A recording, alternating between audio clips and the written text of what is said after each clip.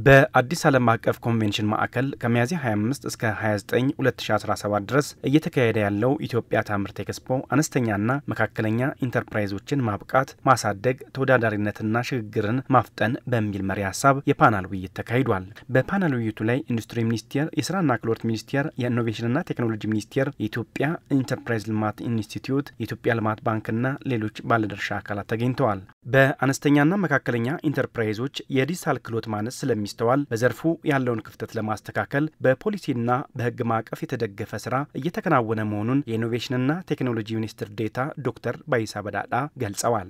ሰው ሀብቱን ቴክኖሎጂ አጠቃቀሙን በጥራቱ የማድረግ የመደገፍ የማገዝ በምርምር የማብቃት ስራዎችን የምንሰራ ይሆናል። ከዛ ባለፈ እነዚህ ትላልቅ ኢንዱስትሪዎች ለጥቃቅን ኢንዱስትሪዎች ለመለስተኛ ኢንዱስትሪዎች ደግሞ ሞዴል መሆን እንዲችሉ በቴክኖሎጂ ሽግግር ከነዚህ መማር እንዲችሉ እነዛን ወስዶ ማደግና ወደዛ መሄድ እንዲችሉ ለማድረግ አስፈላጊ ስራዎች የሚሰሩ ናቸው። መጨረሻ ላይ ስታርታፕን እንዴት ከማገዝና ከመደገፍ አንፃር መንግስት ከፍተኛ ትኩረት ሰጥቷል። አዋጅ አሁን ወጥቷል። የመጨረሻ ደረጃ ላይ ነው ያለው። በኢንኩቤሽን መጀመሪያ የፖሊሲ ማይቀፍ ነው። ምቹ ስነ ምህዳርን መገንባት ነው። አዳዲስ አምራች ኢንዱስትሪዎችን ማፍራትና በአካባቢው ሀብት ላይ የተመሰረተ አምራች ኢንዱስትሪዎችን ማደራጀት ላይ በትኩረት እንደሚሰራ የገለጹት ደግሞ የኢትዮጵያ ኢንተርፕራይዝ ልማት ዋና ዳይሬክተር ዶክተር አለባቸው ንጉሴ ናቸው። አብዛኞቹ ማኑፋክቸሪንግ ኢንተርፕራይዞች ከተሞችና ከተማ ዙሪያ ላይ የታጠሩ ናቸው። ከከተሞችም ደግሞ አዲስ አበባና በዙሪያው አካባቢ ላይ ባሉት ወደ ክልሎች ስንሄድ የክልል ዋና ከተሞችና በእነሱ ዙሪያ ባሉት ላይ የታጠሩ ናቸው።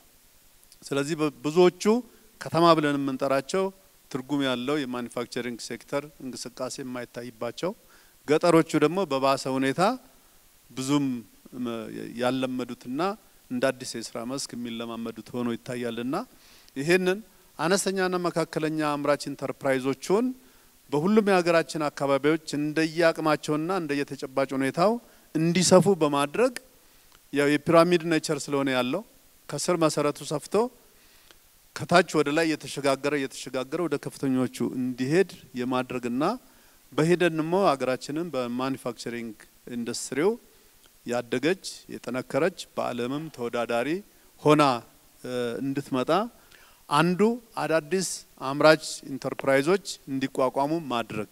የኢትዮጵያ ልማት ባንክ ምክትል ፕሬዚዳንት አቶ አስፋው አበራ ቢዝነስ የማስተዳደር ክህሎት ላይ ያለውን ውስንነት ለመቅረፍ እየተሰራ መሆኑን ገልጸው ዘርፉ ለባንኩም አጋዥ መሆኑን ተናግረዋል። ኢንተርፕራይዞች ብቻ ሳይሆን ባንኩም ተጠቃሚ መሆን ችሏል።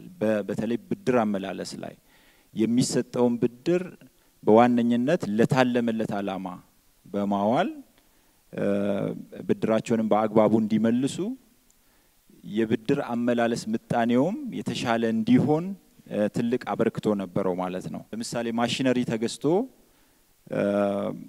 ኢምፖርትድ ሆኖ እስከ ኮሚሽኒንግ ድረስ ወደ ስራ እስኪገባ ድረስ የተለያየ ድጋፍ ያስፈልጋልና ያንን ሙሉ ለሙሉ ባንኩ በራሱ ባለሙያ በቴክኒካል ሰፖርት በመስጠት በተከላም በኮሚሽኒንግም ውጤታማ ስራ እንዲሰራ ለማድረግ ተችሏል ማለት ነው። የኢንዱስትሪዎች ማነቆ የሆነውን የመስሪያና መሸጫ ቦታዎች ችግር ለመቅረፍ በተደረገው ጥረት መሻሻል መታየቱ በውይይት መድረኩ ላይ ተነስቷል።